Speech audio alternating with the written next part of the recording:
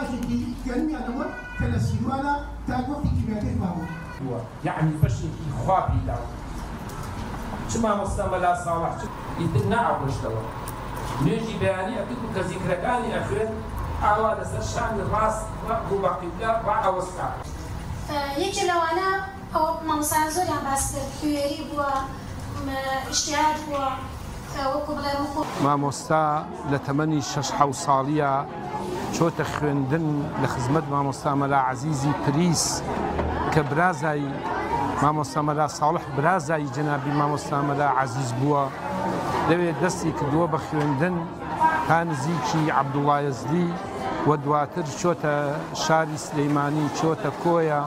لە خزمەت کۆمەڵێک لە گەورە زانایانی شاری سلەیمانی و کۆیە مامۆستای گەورەی کۆیە خوێندوویەتی و دواتر لە خزمەت جەنابی مامۆستا شێخ عومەری قەرەداغی لە ساڵی 1930 مۆڵەتی مەلایەتی وەرگرتووە.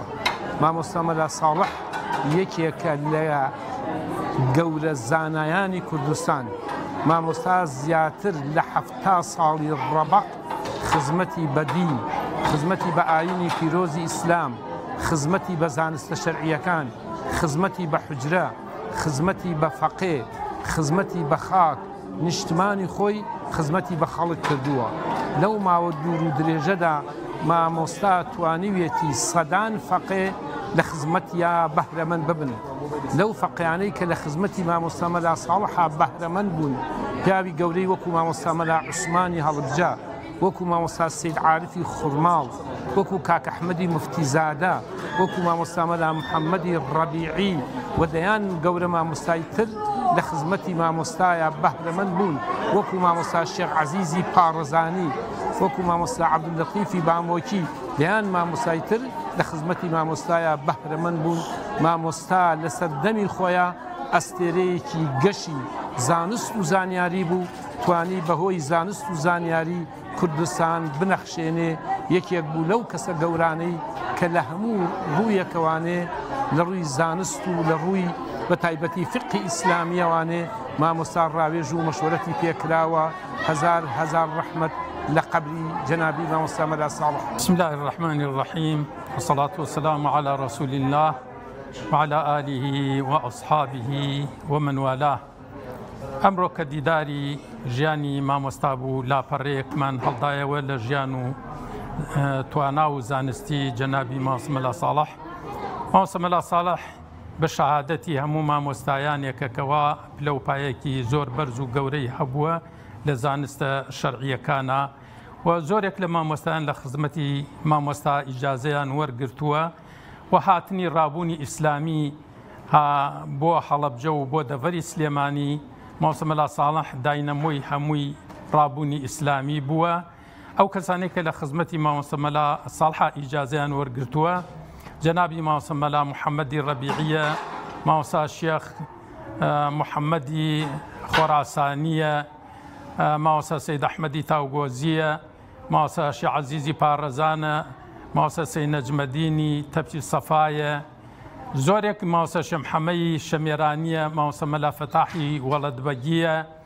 مامۆستا سەید عەزیزی تاوگۆزیە، دکتۆر ئەحمەدی سەید جەمیلی تاوگۆزیە، مامۆستا سەید عەلی تاوگۆزیە، مامۆستا یوسفی گلێجاڵیە.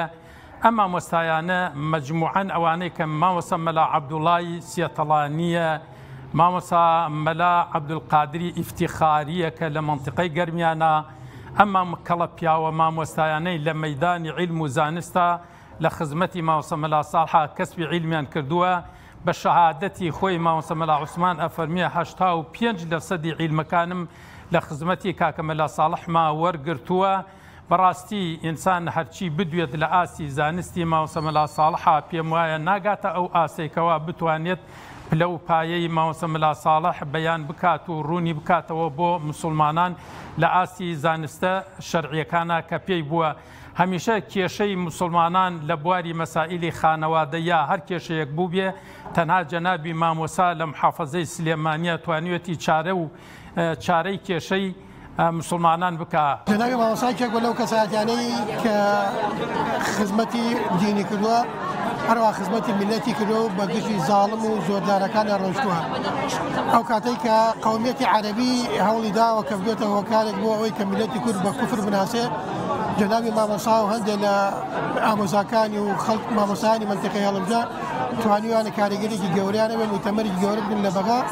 لە مؤتەمەرە ئیعلانی ئەوە بکەن کە میلەتی کورد میلەتێکی مسلمانە و زوڵمی لێ ئەکرێ وەقی ژیانی و ژیاننامەی خۆی هەیە لاپەڕەکانی جنابی مامۆستا گشتی پرەتی لە سەروەری گرچی پرەتی لە پیرۆزی مامۆستایەکی نەفسبەرز بووە مامۆستایەکی عەلامە بووە مامۆستایەک بووە هەوڵی ئەوەی داوە کە هەمیشە خزمەتکارێک بێ بە میلەتی خۆی ناتون دانیشتن لە شوێنەکە تەنها وەکو خەڵکی جا ئێمە بەتەما بێت لە ئینتەرنێتەوە یان لە شوێنێکی ترا بانگیان کردم لەگەڵ مامۆستا مەلا سەعیدی خمخانە ئەوانە گوتیان مەلا ساڵح ئەم ڕەمەزانە ئەگەر تۆ بچی مەلایەتی کەی چەند دەربەزەکەوێت تم پێش دینار